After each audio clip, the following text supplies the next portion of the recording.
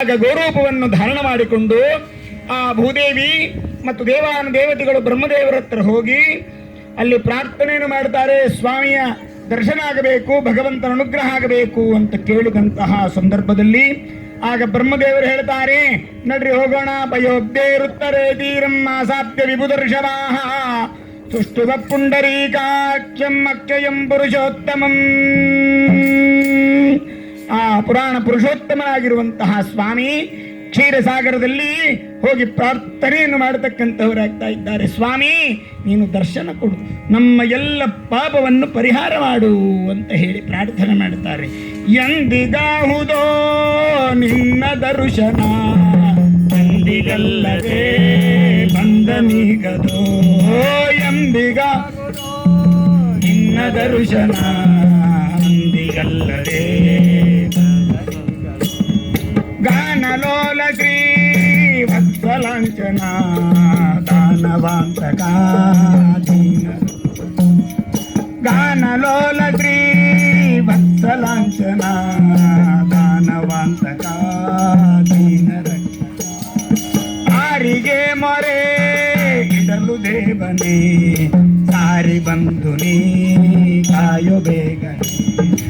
ಆರಿಗೆ ಮೊರೆ ಇಡಲು ದೇವನೇ, ಸಾರಿ ಬಂದು ನೀ ಕಾಯೋ ಬೇಗನೆ. ಗಜವ ಪೊರೆದೆಯೋ ಗರುಡ ಗಮನನೇ, ಗಜವ ಪೊರೆದೆಯೋ ಗರುಡ ಗಮನನೇ. ಜಗ ಭರಿತ ಶ್ರೀ ವಿಜಯ ವಿಠಲ, ಜಗ ಭರಿತ ಶ್ರೀ ವಿಜಯ ವಿಠಲ. ಎಂದಿಗಾಹುದೋ ನಿನ್ನ ದರ್ಶನ, ಅಂದಿಗಲ್ಲದೆ ಬಂದದೀಗದೋ. ಎಂದಿಗಾಹುದೋ ನಿನ್ನ ದರ್ಶನ, ಅಂದಿಗಲ್ಲದೆ ಬಂದದೀಗದೋ.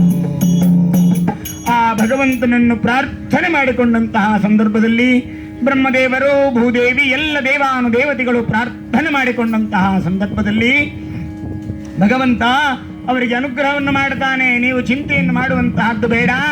ಆಗ ಪುರುಷೋತ್ತಮ ರೂಪಿಯಾಗಿರುವಂತಹ ಭಗವಂತ, ನಾನು ಅವತಾರ ಮಾಡಿದ್ದೇನೆ. ಜಾತಕಂ ಸೌದಾರ್ಥಾಯ ಭೂಭಾರೋತ್ತಾರಣಾಯ ಚ ಕೌರವಾಣಾಂ ವಿನಾಶಾಯ ಧರ್ಮ ಸಂಸ್ಥಾಪನಾಯ ಚ. ಅವಶ್ಯವಾಗಿ ಅವತಾರ ಮಾಡಿದ್ದೇನೆ.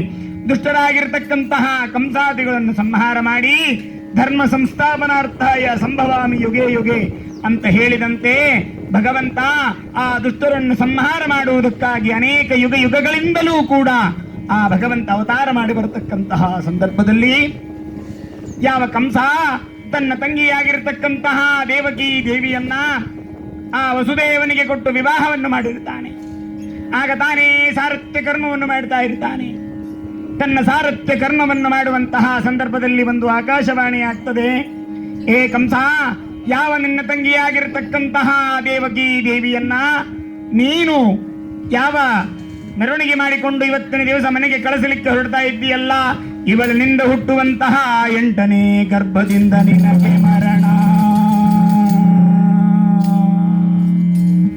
ಅಲ್ಲಿ ಆಕಾಶವಾಣಿ ಆಗ್ತಕ್ಕಂತಹದ್ದಾಗ್ತಾ ಇದೆ.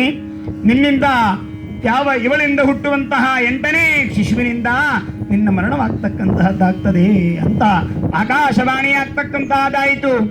ಆಗ ಕಂಸ ಏನು ಮಾಡಿದ, ಇವಳಿಂದ ಹುಟ್ಟುವ ಮಕ್ಕಳಿಂದ ನನಗೆ ಮರಣ ಅಂದ್ರೆ ಇವಳನ್ನೇ ಸಾಯಿಸಿ ಬಿಟ್ರಾಯ್ತು ಅಂತ, ಇವಳನ್ನೇ ಸಾಯಿಸಿ ಬಿಡೋಣ ಎನ್ನುವಂತಹ ವಿಚಾರವನ್ನು ಮಾಡಿದಾಗ ಆಗ ಖಡ್ಗವನ್ನು ತೆಗೆದುಕೊಂಡು ರುಂಡ ಚಂಡಾಡುವಂತೆ ನಿಲ್ತಕ್ಕಂಥವನಾಗ್ತಾ ಇದ್ದಾನೆ. ಯಾವ ಕನ್ಯೆಯಾಗಿರತಕ್ಕಂತಹ ದೇವಕಿ ದೇವಿಯನ್ನು ಮದುವೆ ಮಾಡಿಕೊಟ್ಟಿದ್ದಾನೆ, ತಾನೇ ಸಾರಥ್ಯ ಕರ್ಮವನ್ನು ಮಾಡಿ ತನ್ನ ಮನೆಗೆ ಕಳಿಸಲಿಕ್ಕೆ ಹೊರಡತಕ್ಕಂಥವನಾಗ್ತಾ ಇದ್ದಾನೆ. ರಥದಲ್ಲಿ ಕುಳ್ಳಿರಿಸಿದ್ದಾನೆ. ಅಂತಹ ಸಂದರ್ಭದಲ್ಲಿ ತಂಗಿಯನ್ನು ಕೊಲ್ಲಲಿಕ್ಕೆ ನಿಂತು ಬಿಟ್ಟ. ದುಷ್ಟನಾಗಿರತಕ್ಕಂತಹ ಕಂಸ ಆ ತಂಗಿಯನ್ನು ಸಂಹಾರ ಮಾಡಲಿಕ್ಕೆ ನಿಂತಹ ಸಂದರ್ಭದಲ್ಲಿ ವಸುದೇವ ಹೇಳ್ತಾನೆ, ಅಲ್ಲ ಕಂಸ, ಯಾವ ತಂಗಿಯನ್ನು ಇವತ್ತು ಕನ್ಯಾದಾನ ಮಾಡಿದ್ದೀಯಾ ಆ ತಂಗಿಯನ್ನು ಸಾಯಿಸ್ಲಿಕ್ಕೆ ಹೊರಟಿದ್ದೀಯಾ? ಅಂತಹ ತಂಗಿಯನ್ನು ನೀನು ಸಾಯಿಸುವಂತಹದ್ದು ಎಷ್ಟು ವಿಹಿತ ಹೇಳು? ಯಾವ ತಂಗಿಯನ್ನು ಕನ್ಯಾದಾನ ಮಾಡಿದ ಮೇಲೆ ಅವಳಿಂದ ಮಕ್ಕಳು ಆಗತಾವೋ ಇಲ್ಲೋ ಗೊತ್ತಿಲ್ಲ, ಇವಳಿಂದ ಹುಟ್ಟುವಂತಹ 8ನೇ ಶಿಶುವಿನಿಂದ ಮರಣ ಅಂತ ಇದೆ. ಇವಳಿಂದ ಮರಣವೋ ನಿನಗೆ? ಒಬ್ಬ ಅಬಲೆಯಾದ ಹೆಣ್ಣನ್ನು ಸಾಯಿಸುವಂತಹದ್ದು ಎಷ್ಟು ವಿಹಿತ ಹೇಳು? ಇಂತಹ ಕಾರ್ಯ ನಿನ್ನಿಂದ ನಡೀತಕ್ಕಂತಹದ್ದು ಯಾನು ಯೋಚನೆ ಮಾಡಿಲ್ಲ. ನನಗೆ ನಾನು ತಿಳಿಸುತ್ತೇನೆ, ದಯವಿಟ್ಟು ಈ ನಿನ್ನ ತಂಗಿಯನ್ನು ಸಂಹಾರ ಮಾಡಬೇಡ. ನನ್ನ ನಿಮಿತ್ತದಿಂದ ಇವಳಲ್ಲಿಂದ ಹುಟ್ಟುವಂತಹ ಎಲ್ಲ ಮಕ್ಕಳನ್ನು ತಂದು ನಿನಗೆ ನಾನು ಒಪ್ಪಿಸುತ್ತೇನೆ ಕಂಸ, ಚಿಂತೆ ಮಾಡಬೇಡ. ನನ್ನ ನಿಮಿತ್ತದಿಂದ ಇವಳಲ್ಲಿ ಹುಟ್ಟುವಂತಹ ಪ್ರತಿಯೊಂದು ಮಕ್ಕಳನ್ನು ನಿನಗೆ ಕೊಡುತ್ತೇನೆ ಅಂತ ಹೇಳಿದ ಕ್ಷಣ ಕಂಸ ಒಪ್ಪಿಕೊಂಡನು. ಹೌದು, ಯಾವ ಕನ್ಯೆಯನ್ನು ಇವತ್ತು ಕನ್ಯಾದಾನ ಮಾಡಿದ್ದೇನೋ ಅವಳನ್ನು ಇವತ್ತೇ ಸಾಯಿಸುವಂತಹದ್ದಾದರೆ ಹೇಗೆ ಯುಕ್ತ ಅಂತ ಹೇಳಿ ಅಲ್ಲಿ ಬಿಡ್ತಕ್ಕಂತಹವನಾಗ್ತಾ ಇದ್ದಾನೆ. ಆಗ ದೈವವಶಾತ್ ಇಬ್ಬರೂ ಕೂಡ ಬಂಧನದಲ್ಲಿಡ್ತಾ ಇದ್ದಾನೆ. ಗರ್ಭಧಾರಣೆ ಆಗ್ತಕ್ಕಂತಹದ್ದಾಗ್ತಾ ಇದೆ. ಮೊದಲನೇ ಗರ್ಭ ಹುಟ್ಟತಕ್ಕಂತಹದ್ದಾಗ್ತಾ ಇದೆ. ಆಗ ಆ ಕಂಸನ ಬಳಿಗೆ ಹುಟ್ಟಿದ ಹಸುಗೂಸನ್ನು ಎತ್ತಿಕೊಂಡು ಹೋಗ್ತಾನೆ. ವಸುದೇವ, ತೆಗೆದುಕೋ ಕಂಸ ಅಂತ ಹೇಳಿ. ಆಗ ಅಲ್ಲಿ ಯಾವ ಕಂಸ ಆ ರೀತಿಯಾಗಿ ಹೇಳಿದಂತಹ ಸಂದರ್ಭದಲ್ಲಿ ಆಗ ಆಗಲಿ ಎನ್ನುವಂತಹ ದೃಷ್ಟಿಯಿಂದ ಆ ಕಂಸ ಕೂಸನ್ನು ತೆಗೆದುಕೊಂಡು ಬಂದಾಗ ಬಹಳ ಸಂತೋಷ ಪಡ್ತಾನೆ. ಆಗ ಅವನು ಬಹಳ ಸಂತೋಷವನ್ನು ಪಟ್ಟು ಹೇಳ್ತಕ್ಕಂತಹವನಾಗ್ತಾನೆ. ಏನೆಂದರೆ, ಈ ಯಾವ ಶ್ರೇಷ್ಠವಾಗಿರತಕ್ಕಂತಹ ಮಗನನ್ನು ತಂದು ಕೊಟ್ಟಿದ್ದೀಯಾ, ಆದರೆ ನನಗೆ ಮರಣ 8ನೇ ಶಿಶುವಿನಿಂದ, ನನಗೆ ಮೊದಲನೇ ಶಿಶುವಿನಿಂದ ಮರಣ ಇಲ್ಲ. ಆದ್ದರಿಂದ ಈ ಶಿಶುವಿನಿಂದ ತೆಗೆದುಕೊಂಡು ಹೋಗಿಬಿಡು. ತೆಗೆದುಕೊಂಡು ಬಂದ ಅಷ್ಟೊತ್ತಿಗೆ ನಾರಾಯಣ ನಾರಾಯಣ ನಾರಾಯಣ ಎನ್ನುವಂತಹ ನಾರದರು ಬಂದರು. ಏನು ಕಂಸ, ಇಷ್ಟು ಖುಷಿಯಿಂದ ಇದ್ದೀಯಲ್ಲ? ಇಲ್ಲ, ನನ್ನ ತಂಗಿಯ ಗಂಡ ಕೊಟ್ಟ ಮಾತಿನಂತೆ ಹುಟ್ಟಿದ ಮೊದಲನೇ ಶಿಶುವನ್ನು ತಂದು ನನಗೊಪ್ಪಿಸಿದ. ಆಗ ಕೇಳ್ತಾರೆ, ಸಂಹಾರ ಮಾಡಿದೆ ಇಲ್ಲೋ? ಇಲ್ಲ, ನನಗೆ 8ನೇ ಶಿಶುವಿನಿಂದ ಮರಣ, ಮೊದಲನೇ ಶಿಶು ನನಗೇನು ಮಾಡುತ್ತದೆ ಅಂತ ಹೇಳಿದಂತಹ ಸಂದರ್ಭದಲ್ಲಿ ನಾರದರು ಹೇಳ್ತಾರೆ, ನೋಡು ಕಂಸ, ಇದು ದೇವತೆಗಳ ಲೆಕ್ಕ. ಅಂಕಾನಾಂ ವಾಮತೋಗತಿ. ಅಂಕ ಉಲ್ಟಾನೂ ಆಗಬಹುದು, ಸೀದನೂ ಆಗಬಹುದು. 1 8 ಆಗಬಹುದು, 8 1 ಆಗಬಹುದು. ನೋಡು, ಇದು ಅಷ್ಟದಳದ ಕಮಲ, ಇದನ್ನು ಇಟ್ಟುಕೊಂಡು 1 8 ಆಗಬಹುದು, 8 1 ಆಗಬಹುದು. ಆದ್ದರಿಂದ ನೋಡು, ವಿಚಾರ ಮಾಡು. ಆದ್ದರಿಂದ ಅವಳಲ್ಲಿ ಹುಟ್ಟುವಂತಹ ಎಲ್ಲ ಗರ್ಭಗಳನ್ನು, ಎಲ್ಲ ಶಿಶುವನ್ನು ಸಂಹಾರ ಮಾಡಿಬಿಡು. ನಮಗನಿಸ್ತದೆ, ನಾರದರಿಗೆ ಏನು ಬೇಕಾಗಿತ್ತು ಇದು? 6 ಜನ ಮಕ್ಕಳನ್ನು ಸಾಯಿಸುವ ಒಂದು ಪಾಪದ ಕಾರ್ಯ ನಾರದರದಲ್ಲವೇ? 6 ಜನ ಮಕ್ಕಳು ಉಳಿತಿದ್ರು. 7ನೇದ್ದು ಗರ್ಭಪಾತ ಆಯಿತು, 8ನೇದ್ದು ಕೃಷ್ಣ ಹುಟ್ಟಿದ. 6 ಜನ ಮಕ್ಕಳ ಬದುಕಿದ್ರೆ ಆಗ್ತಿತ್ತಲ್ಲ. ನಾರದರು ಬಂದು ಈ 6 ಜನ ಮಕ್ಕಳನ್ನು ಸಂಹಾರ ಮಾಡಲಿಕ್ಕೆ ಕಾರಣರಾದರು. ಆದ್ದರಿಂದ ಇವರೆಲ್ಲ ಪಾಪ ನಾರದರಿಗೆ. ಅಂದ್ರೆ ಆಗ ನಾವು ತಿಳಿದುಕೊಳ್ಳಬೇಕು, ಶ್ರೀಮದಾಚಾರ್ಯ ನಿರ್ಣಯ ಹೇಳ್ತಾರೆ, ಮರೀಚಿಜಾ ಷಣ್ಮುನಯೋ ಬಭೂವುಃ. ಹಿಂದೆ ಮರೀಚಿಯ ಮಕ್ಕಳು ತಾವು ದೇವಲ ಋಷಿಗಳ ಶಾಪದಿಂದ ರಾಕ್ಷಸ ಯೋನಿಯಲ್ಲಿ ಜನ್ಮ ತಾಳಿರುತ್ತಾರೆ.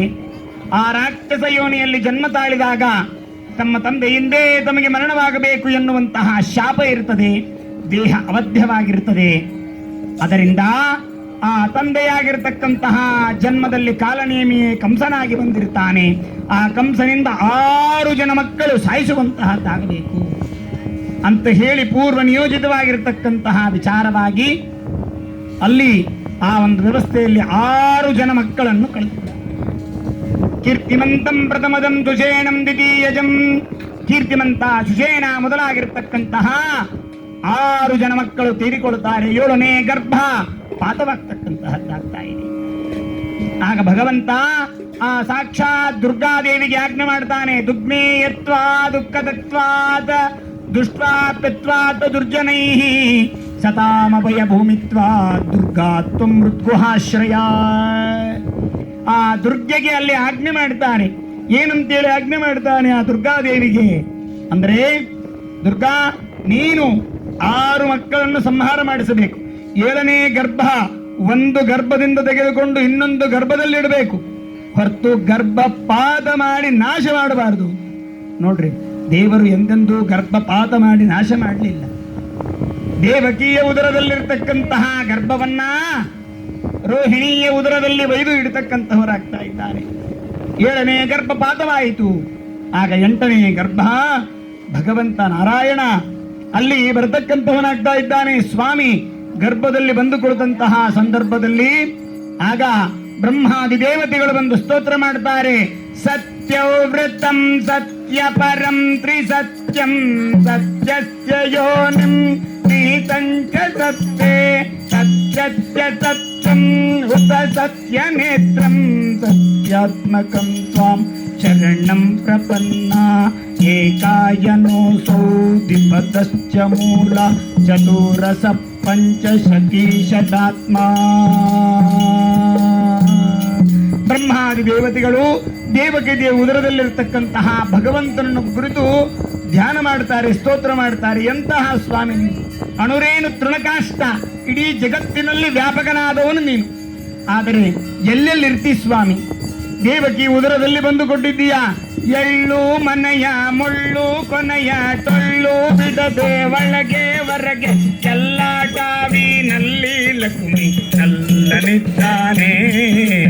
ಚಿಂತ್ಯಾಕೆ ಮಾಡ ಚಿನ್ಮಯನಿದ್ದಾನೆ. ಚಿಂತಾರತ್ನನೆಂಬೋ ಸ್ವಾಮಿ ಅನಂತನಿದ್ದಾನೆ. ಚಿಂತ್ಯಾಕೆ ಮಾಡದಿದ್ದೆ ಚಿನ್ಮಯನಿದ್ದಾನೆ. ವ್ಯಾಪ್ತ ತ್ರಿಜಗದ್ವ್ಯಾಪ್ತ ಬಕುತಲ ಆಪ್ತನಲ್ಲಿ ಲಕ್ಷ್ಮೀಕಾಂತನಿದ್ದಾನೆ. ಚಿಂತ್ಯಾಕೆ ಚಿನ್ಮಯನಿದ್ದಾನೆ. ಚಿಂತ್ಯಾಕೆ ಮಾಡದಿದ್ದೆ ಚಿನ್ಮಯನಿದ್ದಾನೆ. ಆ ಜಗತ್ತಿನಲ್ಲಿ ವ್ಯಾಪಕವಾಗಿರ್ತಕ್ಕಂತಹ ಭಗವಂತ. ಈಶಾವಾಸ್ಯಮಿದಂ ಸರ್ವಂ ಯತ್ಕಿಂಚಿತ್ ಜಗತ್ಯಾಂ ಜಗತ ತೇನ ತ್ಯಕ್ತೇನ ಮುಂಜೀತಾಃ ಮಾ ಕೃತಕಸ್ಯ ಸಿದ್ಧನಂ. ಈಶಾವಾಸ್ಯಂ, ಭಗವಂತ ಈ ಜಗತ್ತಿನಲ್ಲಿ ವ್ಯಾಪಿಸಿಕೊಂಡಿದ್ದಾನೆ. ಜಗತ್ತೆಲ್ಲವೂ ಪರಮಾತ್ಮನಲ್ಲಿದೆ.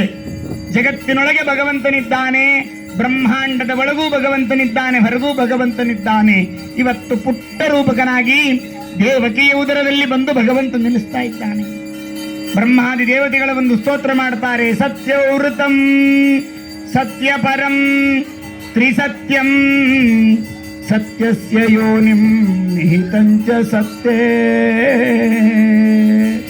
ಸತ್ಯಸ್ಯ ಸತ್ಯಂ ಉತ ಸತ್ಯನೇತ್ರಂ ಸತ್ಯಾತ್ಮಕಂ ತ್ವಾಂ ಶರಣಂ ಪ್ರಪನ್ನಾಃ. ಎಲ್ಲವೂ ಸತ್ಯನಾಮಕನಾಗಿರ್ತಕ್ಕಂತಹ ಭಗವಂತ. ನೀನು ಸತ್ಯನಾಮಕನಾಗಿದ್ದಿ, ಎಲ್ಲ ಕಡೆಗೂ ಇದ್ದಿ. ಜೀವಾಂತರ್ಗತ ಜೀವ ನಿಯಾಮಕ ಜೀವ ವಿಲಕ್ಷಣ ಜೀವನದ ಜೀವಾಧಾರಕ ಜೀವ ರೂಪರ ಜೀವ ಭವಜ ಜೀವೇಶ್ವರ ತವ ದಾಸೋಹಂ ತವ ದಾಸೋ